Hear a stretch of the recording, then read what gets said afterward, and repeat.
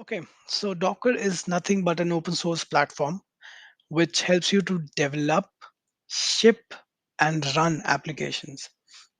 Now, what does these three terms mean? An application, of course, is any software that you are building on your machine. This Docker technology helps you to develop that particular solution, to ship it, to send it from your machine to other machines, and run the application.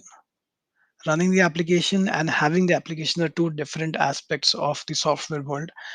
So I won't go too much into detail here because our focus is on actually running the the app, the ACE on Docker.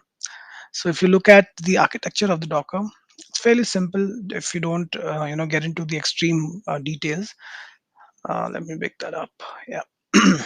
So on the left is what you see the client. Now this is what we are for this particular course. You are the client which you will be interacting with all the other images that you see here. But if you notice, the client is not directly interacting with anything other than the Docker daemon.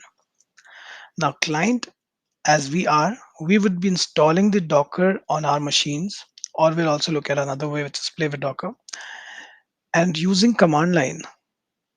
You can also do it via UI, by the way, but yeah, you can actually interact with the Docker daemon to further interact with the images. If you see the arrows, the dotted arrow goes here and the dotted arrow goes to the images. So we're not directly dealing with the registry and the images or the containers. We go via the Docker daemon. We give commands to the Docker daemon, and those commands eventually act according to the command that we're giving it, actually getting the image, containers, registry.